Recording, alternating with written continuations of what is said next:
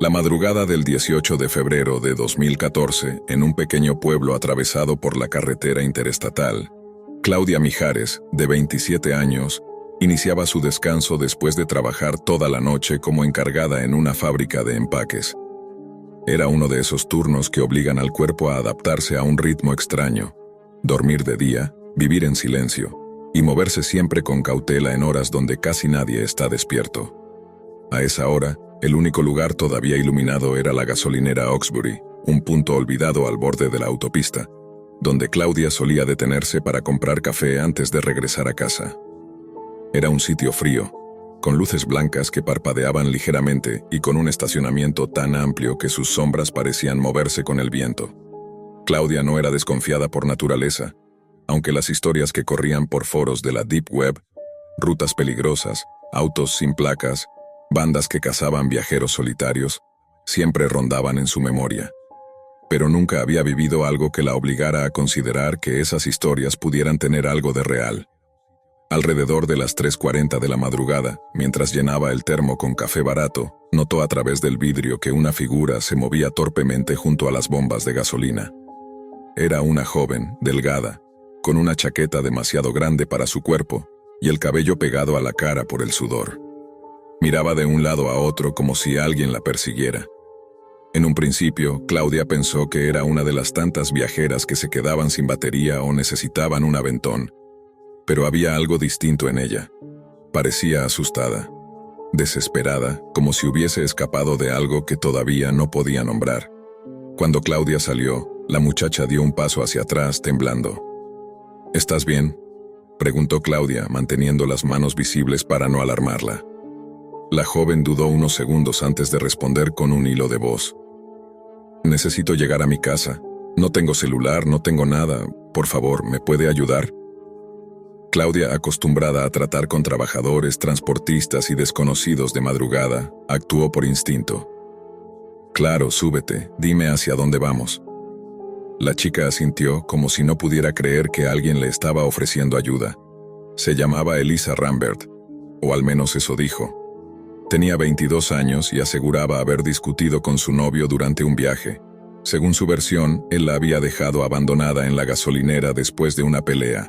La historia era vaga y no coincidía del todo, pero Claudia decidió no presionarla. Su prioridad era sacarla de ese estado de pánico. Mientras subían al vehículo, Claudia notó algo más.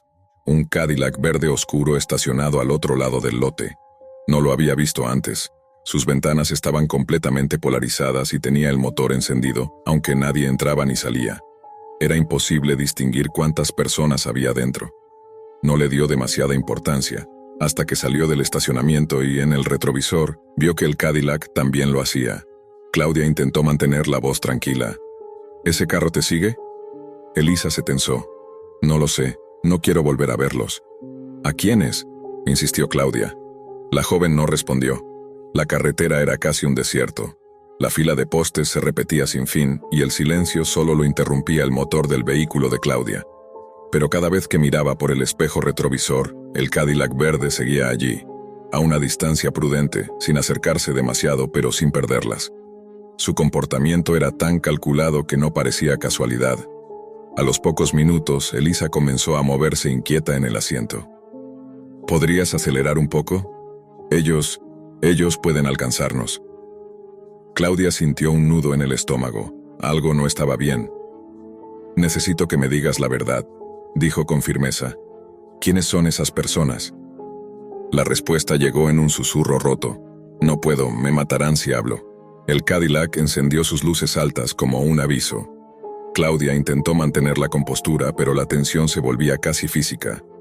Había leído historias parecidas en la Deep Web, relatos de mujeres utilizadas como señuelos para desviar conductores hacia emboscadas. Pensó que eran exageraciones urbanas, pero ahora estaba en medio de una que comenzaba a tomar forma. Aceleró. El Cadillac también. Redujo. Ellos redujeron. Cada movimiento era replicado con precisión. «Elisa, mírame», ordenó Claudia. «¿Estás huyendo de ellos o trabajas con ellos?» La joven comenzó a llorar. No era un llanto natural, era una mezcla de terror, culpa y agotamiento. «Yo no quería hacer nada de esto», balbuceó. De verdad no quería. El corazón de Claudia latió con fuerza. ¿Hacer qué? Pero antes de obtener respuesta, vio cómo el Cadillac se desplazaba hacia el carril contiguo, como si quisiera emparejarse con ellas. Claudia tomó la siguiente salida sin pensarlo, una rampa estrecha que desembocaba en un camino rural. Los faros del Cadillac se apagaron durante un segundo, y luego aparecieron detrás de ellas, más cerca que antes. Ya no se escondían. Ahora iban por ellas sin disimular. Elisa apretó los puños. «No te detengas», dijo con pánico. «No te detengas por nada». Claudia respiró hondo. La carretera secundaria estaba oscura y llena de curvas. Su auto no era rápido, pero sí maniobrable. Si quería mantenerse con vida, debía pensar con claridad. A la distancia, el sonido del motor del Cadillac retumbaba entre los árboles, como un recordatorio de que no había escapatoria fácil. Fue entonces cuando Claudia notó algo más inquietante. Elisa miraba hacia el Cadillac con una mezcla de miedo y familiaridad. «Elisa», dijo Claudia sin apartar la vista de la carretera. «¿Tú los conoces?» La joven tragó saliva, incapaz de negarlo. «Sí, pero no como tú crees». El aire dentro del vehículo pareció congelarse. Claudia comprendió que la historia que le habían contado en la gasolinera no era ni la mitad de la verdad, que no estaba huyendo, o no del modo que ella pensaba, y que el Cadillac verde no era solo un auto más en la carretera. La trampa ya estaba en marcha, y Claudia había caído de lleno. El motor del Cadillac rugía detrás de ellas como una amenaza viva. En la carretera rural, tan estrecha que apenas cabían 2 autos, Claudia sentía que cualquier error podía enviarlas directo a un barranco. Su respiración se volvió rápida, pero su mente seguía intentando comprender qué estaba ocurriendo realmente. «Elisa», repitió con voz firme, «necesito la verdad ya». La joven respiró entrecortado, esforzándose por hablar. «No puedo contarlo todo, pero sí puedo decirte que no soy su víctima. Fui parte de ellos, hasta hoy». Claudia sintió un escalofrío. ¿Ellos? ¿Quiénes? Gente que recluta, que busca conductores solitarios. Todo empezó hace meses en unos foros de la Deep Web. Ahí encontré un grupo que prometía dinero fácil llevando a cabo misiones de campo. Solo debía ganarme la confianza de alguien, subir a su auto y seguir instrucciones. Pero no sabes en lo que me metí. El Cadillac volvió a acercarse, esta vez con mayor agresividad. Las luces delanteras se encendieron y apagaron como señales codificadas. «¿Y hoy qué se supone que ibas a hacer conmigo?», preguntó Claudia con un tono que ya no era de miedo, sino de indignación. Elisa se cubrió el rostro. «Hoy tenía que llevarte a un punto específico. Ellos tomarían el control después. Yo pensé en bajarme en la gasolinera y escapar. Pero ellos estaban ahí, vigilándome. No querían dejarme salir». Claudia apretó el volante. Ahora lo entendía. Elisa no la había escogido al azar. El grupo había visto a Claudia detenerse en esa gasolinera por semanas. La habían estudiado. Ella era el objetivo del día. «Te usaron como carnada», dijo Claudia. Elisa asintió llorando. «Pero ya no quiero hacerlo, no quiero seguir en esto». Un estruendo detrás de ellas. El Cadillac aceleró de golpe, empujándolas desde atrás. El impacto casi las saca del camino. Claudia estabilizó el auto como pudo. «Ponte el cinturón», gritó. Elisa obedeció sin decir palabra. La carretera se abría en 2, una ruta hacia un camino de tierra y otra hacia un pequeño puente. Claudia eligió el puente. El Cadillac dudó medio segundo y luego la siguió. Pero ya no era un seguimiento, era un ataque. Mientras avanzaban por el puente, Claudia vio algo que la heló por completo. El Cadillac se movía hacia el carril contrario, buscando golpear su auto lateralmente y obligarlas a chocar contra la baranda. «Nos quieren sacar del camino», dijo Claudia. «Ellos no se detienen», respondió Elisa con voz quebrada. «Si creen que fallé, me matarán a mí también». Claudia sabía que no sobrevivirían mucho así. Pensó rápido. El puente era angosto, pero al final de él la carretera giraba en curva cerrada. Si lograba tomar esa curva a alta velocidad, el Cadillac, más pesado, podría no alcanzarla. «Agárrate», advirtió. «Vamos a intentar algo». Apretó el acelerador. El motor del coche chilló, pero respondió. El Cadillac replicó el movimiento. La curva apareció de repente, como un muro negro rodeado de árboles. Claudia no redujo. Giró con decisión, sintiendo cómo las llantas casi perdían adherencia. El Cadillac intentó seguirlas, pero su tamaño lo traicionó. Las llantas del vehículo verde derraparon. Una fricción brusca, un ruido de metal raspando el asfalto, y luego el estruendo. El Cadillac cruzó la curva demasiado rápido y cayó al borde de la zanja, golpeando con violencia el guardarraíl. Claudia aprovechó y siguió adelante, pero no por mucho. A los pocos metros, el auto comenzó a toser como si estuviera agotado. El indicador de temperatura subió de golpe. El motor se había dañado en la persecución. «No puede ser», murmuró Claudia. Elisa miró hacia atrás. El Cadillac, aunque maltrecho, no estaba inmóvil. Sus luces parpadearon, habían sobrevivido, y ahora intentarían alcanzarlas a pie, o quizá tenían armas. «Tenemos que salir de la carretera», dijo Claudia. Metió el auto por un sendero estrecho hacia un bosque. Avanzaron hasta donde pudieron, pero finalmente el motor se apagó definitivamente. No tenían opción, debían continuar a pie. Ambas bajaron del coche. El frío nocturno las golpeó de inmediato. Claudia escuchó algo a lo lejos, voces. 3, quizá 4 personas. «Están viniendo», susurró Elisa. Claudia tomó la mano de la joven. «Muéstrame dónde está ese punto al que ibas a llevarme». Su voz era firme. «Si ellos esperan que nos dirijamos ahí, tal vez podamos adelantarnos». Elisa dudó, pero señaló hacia el norte. «A unos 2 kilómetros. Hay una estructura vieja, parece un cobertizo abandonado». Ese era el punto de entrega. La palabra entrega retumbó como un golpe. Caminando entre la maleza, sumergidas en un bosque silencioso y húmedo, Claudia comenzó a entender la dimensión del peligro. No era un secuestro improvisado. Era un mecanismo organizado, una red.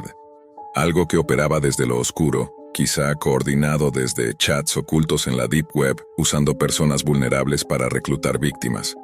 Los ruidos detrás se acercaban. «Corre», dijo Claudia. Ambas lo hicieron. La adrenalina las impulsó. El bosque parecía infinito, pero tras varios minutos apareció la estructura, un cobertizo de madera, sin ventanas, con una gran puerta oxidada. Claudia se acercó con cautela. El lugar no tenía electricidad ni señales de vida, pero algo olía a metal frío. «Aquí es», dijo Elisa temblando. «Aquí me dijeron que te trajera». Claudia empujó la puerta lentamente. Dentro había una mesa vieja, una silla caída y marcas en el piso que parecían recientes. Y, junto a la pared, una caja metálica cerrada con un candado. El ruido de pasos detrás de ella se intensificó. No había tiempo. Claudia buscó algo para bloquear la puerta, pero lo único útil era una barra de hierro oxidada. La tomó y la colocó contra la manija, asegurando unos segundos de ventaja. Las voces afuera empezaron a golpear la puerta. «¡Elisa, abre ya!», gritó un hombre. Elisa retrocedió, aterrada. «Van a derribarla», advirtió. El impacto siguiente fue más fuerte. La madera crujió. Claudia sabía que la resistencia no duraría mucho. Entonces vio algo en la esquina, una escotilla en el piso, cubierta de polvo. «Ayúdame», dijo.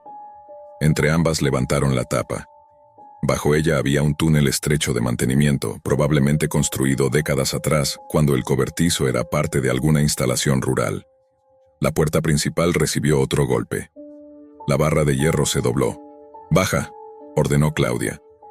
Elisa descendió primero. Claudia la siguió y cerró la escotilla justo cuando la puerta se abría de golpe arriba. Oscuridad total, solo el sonido de su respiración y el eco de pasos sobre sus cabezas. El túnel avanzaba en línea recta. Claudia usó la pantalla del celular como linterna. Caminaron durante varios minutos hasta que, finalmente, vieron una salida de emergencia que daba al bosque de nuevo, pero ahora a varios cientos de metros del cobertizo. Elisa colapsó en el suelo, llorando. «Yo no quería hacerte daño.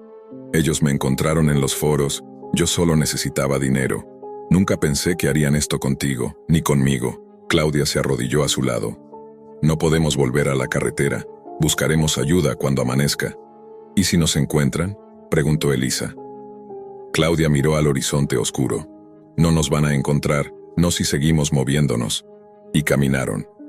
Durante horas, hasta que las primeras luces del amanecer tiñeron el cielo y escucharon finalmente el sonido que habían esperado. Un vehículo de policía patrullando la zona. Claudia salió del bosque agitando los brazos. Los oficiales se alarmaron al verla cubierta de rasguños. Cuando se acercaron, la escucharon con atención. Llamaron refuerzos. En menos de 20 minutos, patrullas, ambulancias y agentes estatales estaban en el área. Elisa fue detenida, pero también protegida. Comenzó a hablar, a contar lo que sabía. La policía se dirigió al cobertizo. Y fue entonces cuando encontraron lo que quedaba del Cadillac verde. Volcado, sin ocupantes. Habían escapado. Aquella noche, según las autoridades, no fue un incidente aislado. Meses más tarde, investigaciones sobre grupos oscuros organizados desde la Deep Web revelaron redes dedicadas a la selección de víctimas en áreas rurales. Era una operación compleja, mutante, dificilísima de rastrear. Claudia sobrevivió. Elisa decidió testificar. Y aunque la operación fue parcialmente desmantelada, los líderes jamás fueron capturados. Pero algo quedó claro. El Cadillac verde no era un mito, tampoco la trampa. Y nunca aparecieron solo una vez. Esa madrugada fue simplemente la ocasión en la que una víctima logró escapar. La mayoría nunca lo logró. El motor del Cadillac rugía detrás de ellas como una amenaza viva. En la carretera rural, tan estrecha que apenas cabían 2 autos, Claudia sentía que cualquier error podía enviarlas directo a un barranco. Su respiración se volvió rápida, pero su mente seguía intentando comprender qué estaba ocurriendo realmente. «Elisa», repitió con voz firme, «necesito la verdad ya». La joven respiró entrecortado, esforzándose por hablar. «No puedo contarlo todo, pero sí puedo decirte que no soy su víctima. Fui parte de ellos, hasta hoy». Claudia sintió un escalofrío. ¿Ellos? ¿Quiénes? Gente que recluta, que busca conductores solitarios. Todo empezó hace meses en unos foros de la Deep Web. Ahí encontré un grupo que prometía dinero fácil llevando a cabo misiones de campo. Solo debía ganarme la confianza de alguien, subir a su auto y seguir instrucciones. Pero no sabes en lo que me metí. El Cadillac volvió a acercarse, esta vez con mayor agresividad. Las luces delanteras se encendieron y apagaron como señales codificadas. «¿Y hoy qué se supone que ibas a hacer conmigo?», preguntó Claudia con un tono que ya no era de miedo, sino de indignación. Elisa se cubrió el rostro. «Hoy tenía que llevarte a un punto específico. Ellos tomarían el control después. Yo pensé en bajarme en la gasolinera y escapar, pero ellos estaban ahí vigilándome. No querían dejarme salir».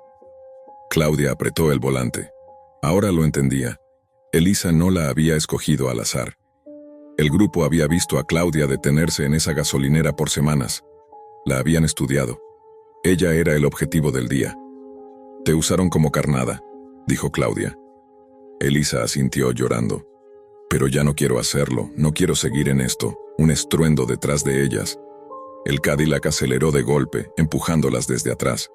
El impacto casi las saca del camino. Claudia estabilizó el auto como pudo. «¡Ponte el cinturón!», gritó. Elisa obedeció sin decir palabra. La carretera se abría en 2, una ruta hacia un camino de tierra y otra hacia un pequeño puente. Claudia eligió el puente. El Cadillac dudó medio segundo y luego la siguió. Pero ya no era un seguimiento, era un ataque. Mientras avanzaban por el puente, Claudia vio algo que la heló por completo. El Cadillac se movía hacia el carril contrario, buscando golpear su auto lateralmente y obligarlas a chocar contra la baranda. «Nos quieren sacar del camino», dijo Claudia. «Ellos no se detienen», respondió Elisa con voz quebrada. «Si creen que fallé, me matarán a mí también». Claudia sabía que no sobrevivirían mucho así. Pensó rápido. El puente era angosto, pero al final de él la carretera giraba en curva cerrada. Si lograba tomar esa curva a alta velocidad, el Cadillac, más pesado, podría no alcanzarla. «Agárrate», advirtió. «Vamos a intentar algo». Apretó el acelerador. El motor del coche chilló, pero respondió. El Cadillac replicó el movimiento. La curva apareció de repente, como un muro negro rodeado de árboles. Claudia no redujo, giró con decisión, sintiendo cómo las llantas casi perdían adherencia. El Cadillac intentó seguirlas, pero su tamaño lo traicionó. Las llantas del vehículo verde derraparon, una fricción brusca, un ruido de metal raspando el asfalto, y luego el estruendo. El Cadillac cruzó la curva demasiado rápido y cayó al borde de la zanja, golpeando con violencia el guardarraíl. Claudia aprovechó y siguió adelante, pero no por mucho. A los pocos metros, el auto comenzó a toser como si estuviera agotado. El indicador de temperatura subió de golpe. El motor se había dañado en la persecución. «No puede ser», murmuró Claudia. Elisa miró hacia atrás. El Cadillac, aunque maltrecho, no estaba inmóvil. Sus luces parpadearon. Habían sobrevivido. Y ahora intentarían alcanzarlas a pie. O quizá tenían armas. «Tenemos que salir de la carretera», dijo Claudia. Metió el auto por un sendero estrecho hacia un bosque. Avanzaron hasta donde pudieron, pero finalmente el motor se apagó definitivamente.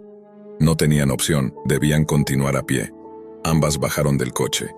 El frío nocturno las golpeó de inmediato. Claudia escuchó algo a lo lejos, voces.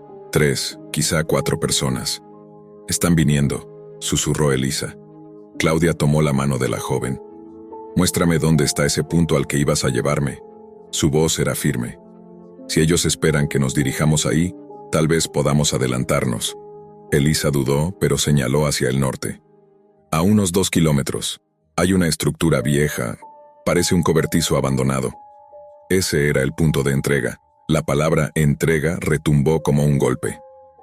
Caminando entre la maleza, sumergidas en un bosque silencioso y húmedo, Claudia comenzó a entender la dimensión del peligro. No era un secuestro improvisado, era un mecanismo organizado, una red. Algo que operaba desde lo oscuro, quizá coordinado desde chats ocultos en la Deep Web, usando personas vulnerables para reclutar víctimas. Los ruidos detrás se acercaban. «Corre», dijo Claudia. Ambas lo hicieron. La adrenalina las impulsó. El bosque parecía infinito, pero tras varios minutos apareció la estructura, un cobertizo de madera, sin ventanas, con una gran puerta oxidada. Claudia se acercó con cautela. El lugar no tenía electricidad ni señales de vida, pero algo olía a metal frío. «Aquí es», dijo Elisa temblando. «Aquí me dijeron que te trajera». Claudia empujó la puerta lentamente. Dentro había una mesa vieja, una silla caída y marcas en el piso que parecían recientes. Y junto a la pared, una caja metálica cerrada con un candado. El ruido de pasos detrás de ella se intensificó. No había tiempo. Claudia buscó algo para bloquear la puerta, pero lo único útil era una barra de hierro oxidada.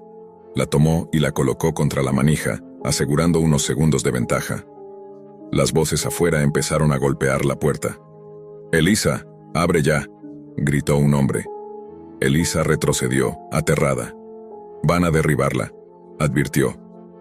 El impacto siguiente fue más fuerte. La madera crujió. Claudia sabía que la resistencia no duraría mucho. Entonces vio algo en la esquina, una escotilla en el piso, cubierta de polvo. «Ayúdame», dijo. Entre ambas levantaron la tapa. Bajo ella había un túnel estrecho de mantenimiento, probablemente construido décadas atrás, cuando el cobertizo era parte de alguna instalación rural. La puerta principal recibió otro golpe. La barra de hierro se dobló. «Baja», ordenó Claudia. Elisa descendió primero. Claudia la siguió y cerró la escotilla justo cuando la puerta se abría de golpe arriba. Oscuridad total. Solo el sonido de su respiración y el eco de pasos sobre sus cabezas. El túnel avanzaba en línea recta. Claudia usó la pantalla del celular como linterna. Caminaron durante varios minutos hasta que, finalmente, vieron una salida de emergencia que daba al bosque de nuevo, pero ahora a varios cientos de metros del cobertizo. Elisa colapsó en el suelo, llorando. «Yo no quería hacerte daño, ellos me encontraron en los foros, yo solo necesitaba dinero. Nunca pensé que harían esto contigo, ni conmigo». Claudia se arrodilló a su lado. «No podemos volver a la carretera, buscaremos ayuda cuando amanezca». «¿Y si nos encuentran?», preguntó Elisa. Claudia miró al horizonte oscuro. «No nos van a encontrar, no si seguimos moviéndonos». Y caminaron, durante horas, hasta que las primeras luces del amanecer tiñeron el cielo y escucharon finalmente el sonido que habían esperado. Un vehículo de policía patrullando la zona. Claudia salió del bosque agitando los brazos. Los oficiales se alarmaron al verla cubierta de rasguños. Cuando se acercaron, la escucharon con atención. Llamaron refuerzos. En menos de 20 minutos, patrullas, ambulancias y agentes estatales estaban en el área. Elisa fue detenida, pero también protegida. Comenzó a hablar, a contar lo que sabía. La policía se dirigió al cobertizo y fue entonces cuando encontraron lo que quedaba del Cadillac verde. Volcado, sin ocupantes. Habían escapado. Aquella noche, según las autoridades, no fue un incidente aislado. Meses más tarde, investigaciones sobre grupos oscuros organizados desde la Deep Web revelaron redes dedicadas a la selección de víctimas en áreas rurales. Era una operación compleja, mutante, dificilísima de rastrear.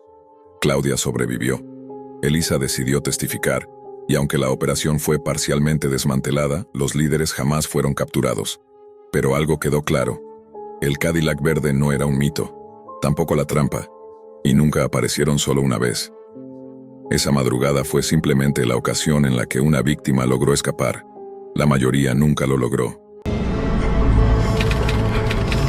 En el registro interno de la empresa IP Data Solutions, un espacio de servidores y soporte técnico ubicado a las afueras de la ciudad, figura la empleada Clara Nevarez, analista nocturna encargada de monitorear tráfico, fallas de red y, ocasionalmente, incidentes vinculados a usuarios que entraban desde la Deep Web con direcciones falsas que colapsaban los sistemas.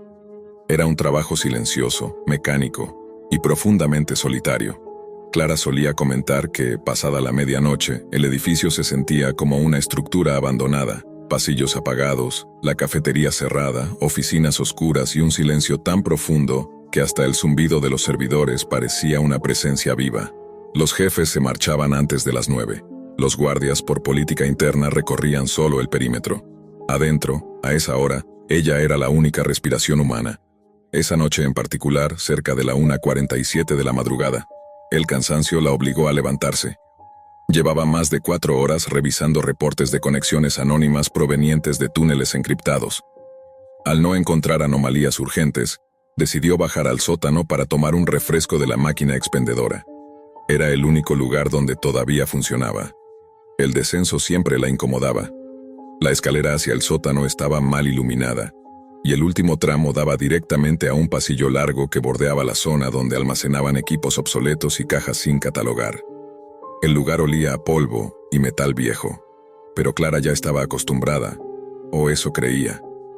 Al llegar notó algo que no encajaba. Uno de los sensores de movimiento del pasillo exterior, el que daba al pequeño bosque detrás del edificio, reaccionó con un destello tenue. Fue un parpadeo rápido, casi imperceptible, pero suficiente para llamar su atención. Clara sabía que ese sensor se activaba solo con movimiento cercano, no con el viento ni con animales pequeños. Lo había visto cientos de veces y nunca fallaba. Se asomó por la pequeña ventana rectangular del sótano. Apenas se veía nada, solo la línea oscura de los árboles y un fragmento del estacionamiento. Sin embargo, tuvo la sensación, una punzada fría entre las costillas, de que algo se movía ahí afuera. Algo grande. Intentó ignorarlo y presionó el botón de la máquina expendedora. La lata cayó con un sonido seco. Pero entonces, un golpe. No el de la lata. Un golpe exterior, fuerte, repentino. Como si alguien hubiese lanzado una piedra gigantesca contra algo metálico. El sobresalto la dejó inmóvil. Volvió a mirar hacia la ventana. Esta vez lo escuchó con más claridad. Pasos apresurados sobre grava y una respiración agitada, casi animal. El corazón le martillaba en el pecho. Estaba a punto de irse, de correr escaleras arriba, cuando algo chocó brutalmente contra la puerta lateral del sótano. Un estruendo tan violento que hizo vibrar el marco. Clara dio un salto hacia atrás, derramando la bebida en el suelo. «¿Quién está ahí?», murmuró, más por reflejo que por valentía. No hubo respuesta. Solo otro golpe, más fuerte. Luego otro y otro, con una insistencia que no parecía humana. Como si alguien quisiera arrancar la puerta de cuajo. El vidrio reforzado temblaba. Tragó saliva, retrocedió y alcanzó el teléfono del área de mantenimiento colgado en la pared. Sus manos temblaban cuando marcó el número de seguridad interna. Nadie contestó. Intentó nuevamente. Nada. Los guardias debían estar afuera, en su recorrido rutinario, lejos del edificio. Entonces escuchó la voz. Profunda, rasposa, iracunda. «¡Abre! ¡Abre ya!». Un hombre, un desconocido. Demasiado cerca, demasiado rabioso. Clara sintió el pánico treparle por la espalda como hielo quebrado. Corrió hasta la escalera mientras marcaba el 911 en su celular. A la mitad del ascenso, el sonido de cristales fracturándose llenó el pasillo. El intruso estaba rompiendo una de las ventanas laterales con lo que parecía ser un objeto pesado. El eco del impacto retumbaba en las paredes, mezclado con insultos y gruñidos desesperados. La operadora contestó. Clara apenas podía articular palabras. «Ay, hay un hombre, está intentando entrar». Rompió la ventana. «Estoy sola», balbuceó. Desde abajo se oyó un grito furioso y luego el estrépito de metal retorcido. El intruso estaba logrando abrirse paso. La operadora pidió detalles, ubicación exacta, puntos de acceso, pero Clara ya no escuchaba. Estaba concentrada en el ruido que avanzaba por el pasillo, lento pero decidido, como si aquella figura supiera exactamente hacia dónde debía dirigirse. Como si la hubiera estado observando desde mucho antes. Al llegar al final de la escalera, Clara giró hacia el pasillo principal. El eco de un nuevo golpe resonó detrás de ella, y la luz del sótano parpadeó.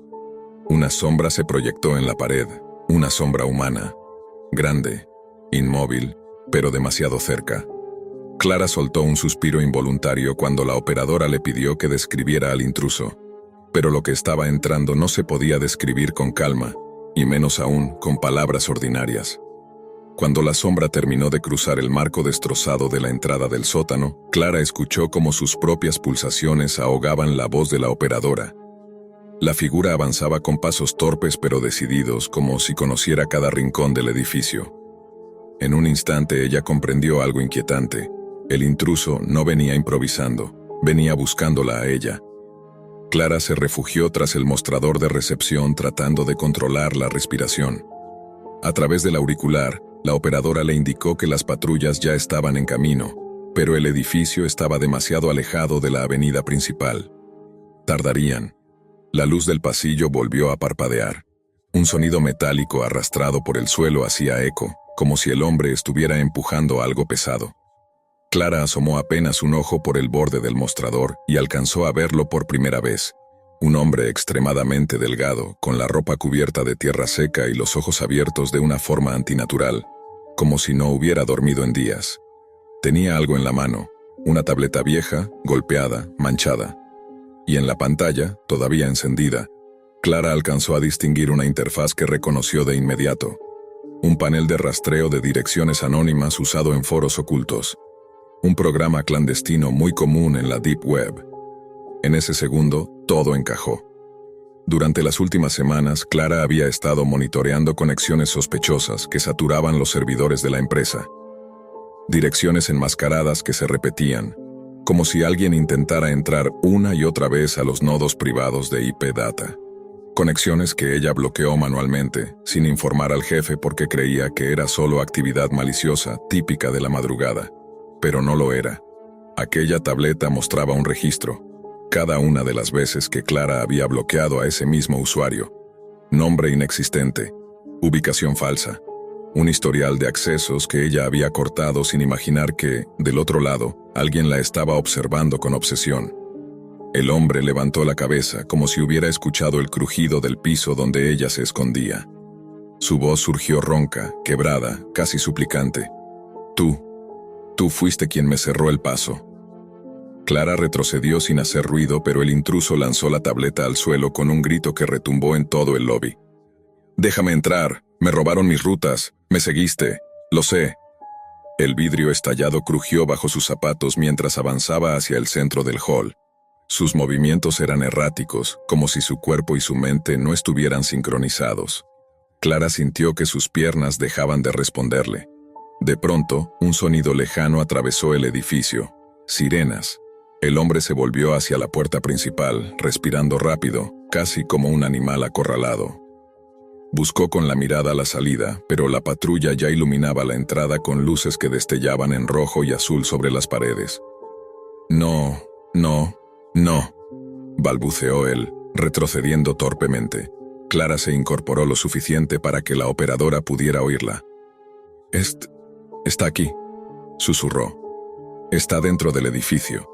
Los pasos del intruso resonaron por el pasillo, alejándose como si buscara otro acceso. Luego se escuchó una puerta de metal golpearse con violencia, seguida de un silencio absoluto. Cuando la policía ingresó, encontró el sótano destrozado, la ventana rota, marcas de golpes en el marco y la tableta en el suelo. En ella, los agentes vieron un mapa con nodos activos de rutas encriptadas y accesos bloqueados a diferentes servidores. Entre ellos, el de IP Data. Registraron todo el bosque alrededor, pero no encontraron al hombre. Solo huellas en la tierra húmeda, que comenzaban a desvanecerse entre los árboles. Parecían dirigirse hacia la carretera, pero se perdían tras unos metros. Clara fue escoltada afuera mientras todavía temblaba. Los agentes le preguntaron si tenía alguna idea de por qué ese individuo la había buscado específicamente a ella. Ella solo pudo responder con sinceridad: no lo sabía, hasta que vi lo que llevaba en la mano. La investigación posterior reveló que el intruso, quien nunca pudo ser identificado, había estado usando nodos de anonimato provenientes de foros ocultos y mercados ilegales dentro de la Deep Web, intentando infiltrarse en redes corporativas, incluida la de IP Data. Lo único claro era que, por alguna razón, responsabilizó a Clara por haberlo silenciado. El caso quedó abierto. El hombre nunca volvió a aparecer. Ninguna cámara lo captó saliendo. Ningún vecino lo reconoció. No existía huella digital, ni nombre, ni rastro físico más allá de esa noche. Pero el detalle más perturbador surgió semanas después, cuando el departamento de tecnología revisó los accesos internos al edificio. El sensor de movimiento que se activó antes de que Clara bajara al sótano no había detectado movimiento externo. Había detectado movimiento interno, desde dentro del edificio, minutos antes de que él rompiera la puerta. Como si la sombra que vio en el bosque nunca hubiera estado afuera. Como si el intruso hubiera estado adentro desde el principio, simplemente esperando a que ella bajara sola. En los márgenes silenciosos de la ciudad, donde los rascacielos quedan convertidos en esqueletos de vidrio después del horario laboral, se encontraba el edificio corporativo de Data Nova Systems, una empresa dedicada al almacenamiento digital y a la seguridad informática avanzada. Durante el día, el lugar hervía de empleados, de voces cruzadas, de teclas que nunca dejaban de sonar. Pero cuando el reloj marcaba las 11 de la noche, solo una figura quedaba dentro.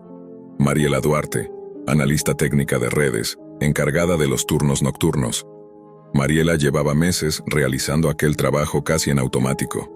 Revisar logs, monitorear los servidores, responder correos de emergencia y asegurarse de que ningún movimiento extraño proviniera de los paneles externos.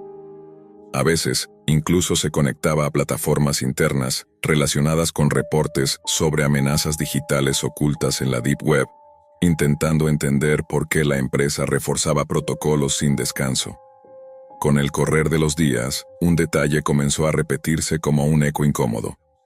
Esa sensación de que alguien la estaba observando desde fuera del edificio.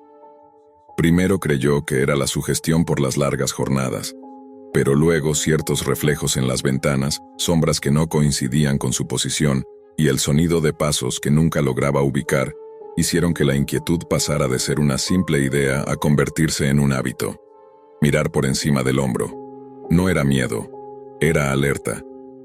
3 semanas antes del incidente, la empresa había despedido a un empleado que todos conocían, Rubén Larios, técnico de mantenimiento interno. Se había ausentado demasiadas veces, había discutido con varios supervisores, y en una ocasión se le sorprendió manipulando áreas restringidas sin permiso. El despido ocurrió de manera tensa, casi fría. Nadie imaginó que regresaría.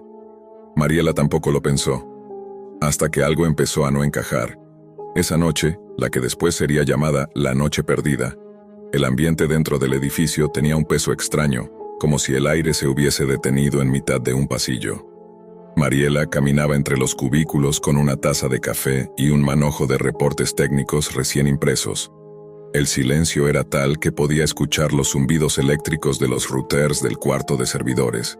En su rutina, hacía una verificación rápida en el ventanal que daba hacia el estacionamiento. Y allí lo notó, una figura quieta en la oscuridad, a pocos metros del acceso lateral, sin movimiento, sin intención de ocultarse, solo parada en dirección hacia ella. Mariela retrocedió un paso casi instintivo. No logró distinguir el rostro, pero sí la postura rígida, los hombros tensos y la forma en que la persona parecía conocer exactamente dónde se ubicaba la oficina interna desde la cual ella acostumbraba mirar a esa hora. La figura dio un paso adelante, luego otro, después se detuvo. Mariela apagó la luz. Su respiración se aceleró. Intentó pensar racionalmente. Quizá era un guardia, aunque los guardias no se quedaban allí afuera. Quizá alguien esperando un taxi. Quizá su imaginación amplificada por el cansancio. Pero cuando se alejó del vidrio para regresar al puesto de monitoreo, un sonido metálico retumbó desde la puerta trasera del edificio, como si alguien estuviera intentando forzarla. Mariela revisó las cámaras internas. Una de ellas, la de la entrada secundaria, mostró a un hombre con una sudadera oscura. El rostro no era claro, pero el cuerpo, la forma de moverse, el hábito de mirar hacia los sensores como si supiera exactamente dónde estaban colocados. Todo coincidía con alguien que había trabajado allí antes, alguien que conocía el lugar a la perfección, alguien como Rubén. Las manos de Mariela temblaron sobre el teclado. El sistema marcó intentos fallidos de tarjeta magnética, luego un golpe seco contra la chapa metálica. En cuestión de minutos, la intrusión dejó de ser una sospecha y se convirtió en un hecho. Ella activó el protocolo interno, silencioso, sin alarmas audibles. La idea era ganar tiempo, mantenerse oculta y esperar a que el personal de emergencia respondiera. Pero el intruso parecía determinado. No buscaba únicamente robar dispositivos. Eso era evidente en la forma en que recorría con la mirada los paneles, como si buscara algo más, algo o alguien. Mientras tanto, Mariela retrocedió hacia el pasillo central, tratando de mantener la cordura. El eco de sus pasos se mezclaba con los golpes que venían de la puerta. El intruso estaba acelerando. Los minutos siguientes se convertirían en un juego de sigilo dentro del edificio apagado, donde cada movimiento podía delatarla, y donde el intruso parecía avanzar con la determinación de quien no teme ser descubierto. Fue entonces cuando un ruido distinto se filtró entre las paredes. No era un golpe, era la sirena de un patrullero acercándose. Y ahí, justo en ese instante crítico, Mariela escuchó las sirenas y un alivio momentáneo se apoderó de ella. La tensión acumulada durante meses, las noches solitarias y la sensación constante de vigilancia parecían disiparse de golpe. Sabía que la policía había llegado a tiempo, pero no podía bajar la guardia. Rubén Larios había trabajado allí, conocía cada rincón, cada sistema, cada protocolo de seguridad. Esto no era un simple robo, podía haber terminado en tragedia. Al llegar los oficiales, el intruso había desaparecido. Las cámaras mostraban que había saltado un cercado lateral y se había escabullido hacia el bosque cercano, perdiéndose en la oscuridad que rodeaba el edificio. La policía inició la búsqueda, pero Rubén parecía haberse desvanecido por completo. Nadie supo cómo había desaparecido de un lugar tan vigilado. En los días posteriores, Mariela revisó los registros de seguridad y allí encontró algo inquietante. Intentos de acceso a servidores que no estaban en uso, archivos que habían sido manipulados y rastros de conexiones que parecían provenir de la Deep Web. Alguien había intentado desde fuera infiltrar sistemas internos usando técnicas avanzadas, y la presencia de Rubén no era casual. Conocía la infraestructura digital de la empresa y había dejado puertas abiertas para explotar vulnerabilidades desde la red oscura. El caso tomó dimensiones inesperadas. El intento de intrusión se convirtió en una investigación federal. La empresa tuvo que reforzar su seguridad, cambiar accesos, servidores y protocolos.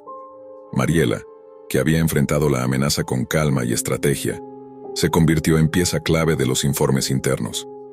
Lo que ella no sabía era que Rubén seguía rondando la ciudad, quizás vigilando, quizás esperando una oportunidad para volver a atacar, y que la Deep Web había jugado un papel silencioso pero decisivo. Las habilidades que él había desarrollado allí le habían permitido planear y ejecutar la intrusión, casi como un experto en cibercrimen.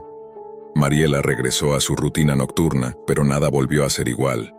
Cada sombra en el estacionamiento, cada movimiento extraño, cada fallo menor en los sistemas, la hacía mirar hacia el exterior con la misma alerta de aquella noche.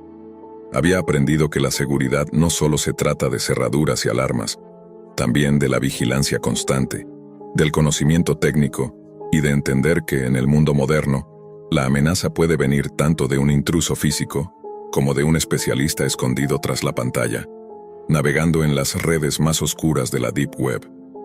La noche perdida quedó marcada en su memoria como un recordatorio permanente. La vulnerabilidad y la determinación humana pueden entrelazarse de formas inesperadas.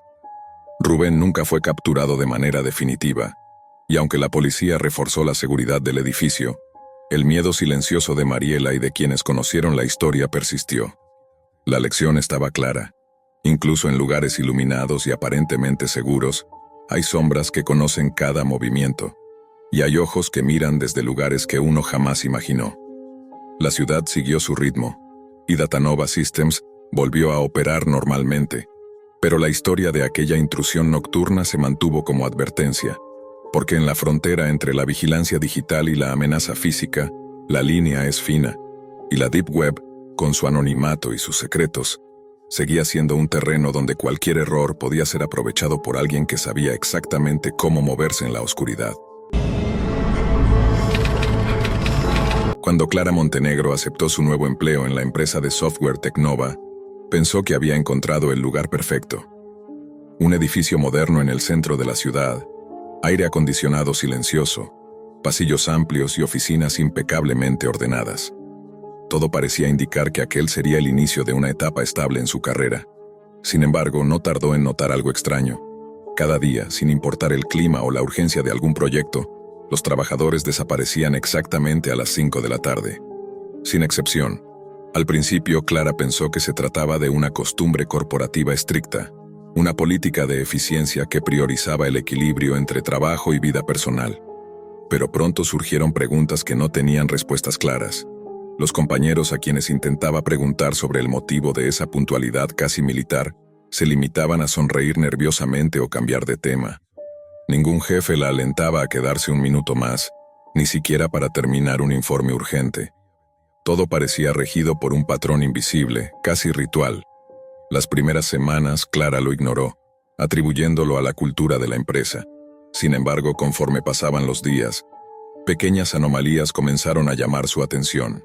El silencio que se instalaba en el edificio después de las 5 de la tarde era opresivo.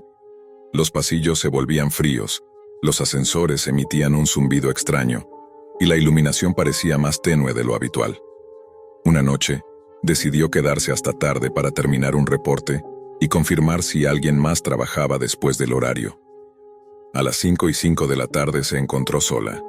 Ningún sonido de pasos, ningún murmullo de conversación, solo el eco de su propio teclado. Fue entonces cuando Clara empezó a notar los detalles inquietantes.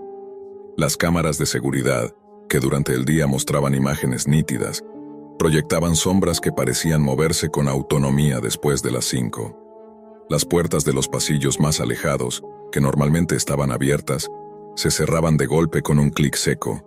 Y lo más desconcertante, ciertas computadoras que estaban apagadas durante la jornada, de pronto mostraban actividad, como si alguien las utilizara sin presencia física. Movida por la curiosidad y el miedo, Clara comenzó a investigar discretamente la historia del edificio. Lo que descubrió la sorprendió. Antes de que Teknova ocupara el lugar, el inmueble había sido sede de una empresa de tecnología experimental llamada CyberArk, que había cerrado abruptamente tras un misterioso accidente laboral que involucró desapariciones no explicadas de empleados. Los informes oficiales mencionaban incidentes durante el horario nocturno, pero no había registros claros de qué había ocurrido. Los rumores hablaban de experimentos con inteligencia artificial avanzada, vigilancia masiva y protocolos de seguridad extremos que nadie fuera del personal conocía. Clara empezó a conectar los puntos. No se trataba de simple puntualidad ni de reglas corporativas rígidas. El edificio tenía un horario secreto. A partir de las 5 de la tarde, sucedía algo que la administración quería mantener oculto. Decidida a descubrir la verdad, preparó una estrategia para quedarse tras el horario laboral sin ser detectada. Esa noche, tomó un café, apagó las luces de su oficina y se escondió en un pequeño depósito mientras escuchaba los ecos de la evacuación. A las 5 en punto, los ascensores dejaron de funcionar y los pasillos quedaron vacíos, tal como había sucedido todos los días. Lo que vio después cambió su percepción del edificio para siempre. A través de la cámara de seguridad de su oficina portátil, Clara observó un fenómeno que no podía explicarse. Figuras humanas, apenas perceptibles, caminaban por los corredores como si flotaran, con movimientos extraños y sincronizados. Parecían atrapadas. Algunas miraban fijamente hacia las oficinas vacías, otras se detenían frente a las computadoras, y entonces desaparecían sin dejar rastro. No había sonido, solo un silencio pesado que llenaba cada espacio. Fue en ese instante que comprendió que la empresa, o más bien la estructura misma del edificio, mantenía algo oculto, una especie de vigilancia perpetua que atrapaba a quienes no respetaban el horario. Al día siguiente, Clara comenzó a buscar respuestas en la Deep Web, siguiendo pistas sobre experimentos corporativos secretos. Encontró foros crípticos donde antiguos empleados mencionaban el horario fantasma, la teoría de que el edificio estaba equipado con sistemas de control tan avanzados que podían monitorear y manipular la presencia de las personas incluso después de que abandonaban el lugar. Algunos hablaban de empleados que desaparecieron tras intentar quedarse, otros de informes que desaparecían misteriosamente del sistema. Todo parecía confirmar sus sospechas. Tecnova había heredado un edificio que funcionaba con reglas propias, invisibles para quienes no conocían su historia. Clara decidió actuar con cautela. Durante semanas documentó los patrones, las sombras y cada irregularidad. Intentó advertir a sus compañeros, pero nadie le creyó. La rutina era demasiado poderosa y la mayoría prefería ignorar lo extraño. Finalmente, decidió que la única manera de comprender lo que sucedía era confrontar la anomalía directamente. Una noche permaneció en la oficina hasta que las luces del edificio se apagaron y los pasillos se vaciaron. Entonces caminó hacia el corazón del edificio, un antiguo laboratorio que Tecnova había reformado sin cambiar la estructura. Allí, frente a un panel de control olvidado que mostraba múltiples pantallas con imágenes de empleados pasados, Clara comprendió la magnitud de la situación. Cada movimiento después de las 5 era registrado, catalogado y, de algún modo, contenido. Las figuras que flotaban por los pasillos no eran fantasmas, sino ecos de personas atrapadas en un bucle de vigilancia que superaba toda lógica. La tecnología que la empresa heredó, combinada con antiguos experimentos de CyberArk, había convertido el edificio en una trampa invisible para la vida laboral. Nadie podía quedarse más allá del horario, porque el edificio mismo aseguraba que nadie lo hiciera. Consciente de que no podía luchar contra esa fuerza, Clara tomó una decisión difícil. Al día siguiente, abandonó Tecnova, dejando atrás su oficina, su carrera recién iniciada y la certeza de que el edificio seguía cumpliendo su función secreta, implacable y silenciosa. Hoy, cuando pasa frente al inmueble, observa cómo las luces se apagan a las 5 de la tarde en punto, como un reloj macabro que marca el tiempo de quienes se atreven a desafiarlo. Y sabe, en lo más profundo, que el edificio seguirá vaciándose todos los días, ocultando su secreto tras paredes modernas y oficinas impecables, mientras la rutina engaña a quienes aún creen que todo es normal. La historia de Clara Montenegro se convirtió en un testimonio sobre la línea invisible que separa lo cotidiano de lo inexplicable, y sobre cómo algunas estructuras construidas con intenciones humanas pueden albergar misterios que la lógica y la rutina nunca revelarán. En la ciudad de Crestwood, el edificio corporativo IP Data parecía un lugar común para quienes trabajaban en turnos nocturnos, un edificio gris entre otros, sin nada que lo distinguiera de sus vecinos. Pero para Laura Medina, recién contratada como especialista en sistemas, este sitio iba a convertirse en un escenario de inquietud que desbordaba la realidad cotidiana. Desde su primer turno, Laura notó algo extraño. Cada vez que bajaba al sótano por un refresco, un corredor de penumbra se extendía más allá de la luz artificial, y detrás de la pequeña puerta que comunicaba con el área de almacenamiento, el bosque contiguo se abría en una negrura absoluta. Era un bosque que los empleados evitaban mencionar, aunque todos sabían de su existencia. Por su densidad y la ausencia total de iluminación, se le conocía entre ellos como el bosque sin luces. Los rumores hablaban de animales salvajes, de extrañas sombras que se movían entre los árboles, y de una sensación persistente de estar siendo observado. Laura al principio descartó esas historias como superstición urbana, hasta que su intuición empezó a encenderse con cada paso que daba hacia ese sótano. Las primeras noches fueron simples. Un par de compañeros bromeaban sobre que el bosque estaba maldito, que algo allí siempre miraba desde la oscuridad, y Laura reía nerviosa, tratando de convencerse de que eran imaginaciones colectivas. Pero pronto comenzaron los episodios que no podían explicarse. La sensación de ser vigilada se volvía más intensa, y no siempre eran solo ruidos de animales. En más de una ocasión, cuando bajaba por el refrigerio de medianoche, vio lo que le pareció una figura humana entre los troncos. Una silueta que desaparecía al acercarse la luz de la linterna. Laura decidió documentarlo todo. Tomaba notas, registraba horarios y describía cada sensación. Ramas que crujían sin viento, sombras que parecían seguirla y en más de una ocasión, un rastro de pisadas que no coincidía con las de ningún empleado. La tensión se hizo casi física, y el bosque, más que un lugar, comenzó a parecer un personaje más en la historia. Con el tiempo, su investigación la llevó más allá del edificio y del bosque. Laura descubrió, a través de foros y chats ocultos en la Deep Web, relatos de personas que también habían sentido presencias similares en zonas remotas, siempre acompañadas de advertencias inquietantes. La coincidencia no podía ser casual. Otros testigos hablaban de figuras que acechaban desde la oscuridad y de objetos personales que desaparecían misteriosamente al caer la noche. La información que encontró no estaba documentada en ningún sitio común, solo en rincones oscuros de la red, donde la gente compartía experiencias demasiado extrañas para publicarse abiertamente. Una noche, mientras Laura bajaba por el refresco, sintió que alguien la observaba con una intensidad que la paralizó. Su respiración se volvió rápida y por un instante juró escuchar un susurro proveniente de entre los árboles. Contuvo la linterna, tratando de identificar la fuente, y entonces lo vio. Un hombre, con el rostro parcialmente cubierto, que se mantenía inmóvil a apenas 10 metros de la puerta del sótano.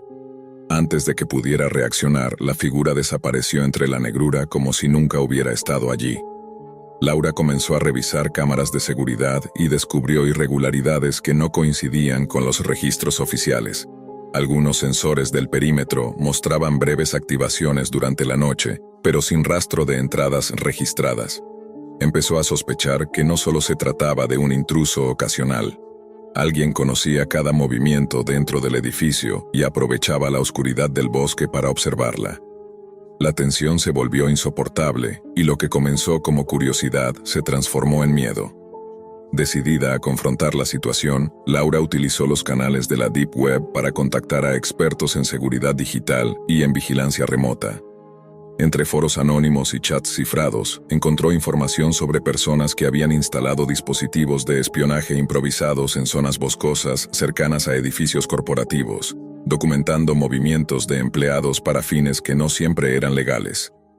Laura comprendió que el intruso no era solo un acosador ocasional, era alguien meticulosamente preparado que aprovechaba la tecnología y la red profunda para planear cada movimiento sin dejar huella. Una noche, el enfrentamiento se volvió inevitable. Laura bajó al sótano, con la linterna en la mano y la cámara de seguridad portátil lista. Sintió nuevamente la presencia, un escalofrío que recorrió su espalda. Al girar hacia el bosque, vio otra vez la figura. Esta vez decidió avanzar. Con cada paso, su corazón latía con fuerza. La figura no huía, solo observaba. Cuando Laura llegó al borde de los árboles, el hombre se mostró completamente. Un intruso que conocía cada rincón del edificio y que había utilizado la oscuridad del bosque y la invisibilidad de la red profunda para planear sus movimientos durante semanas. Laura lo confrontó con determinación, sabiendo que cualquier error podría ser crítico. La figura se mantuvo inmóvil y entonces, sin previo aviso, desapareció entre los árboles nuevamente, dejando solo una mochila abandonada. Dentro, Laura encontró dispositivos de vigilancia, cables y un disco duro con registros de cámaras y movimientos de todos los empleados nocturnos. La evidencia era abrumadora.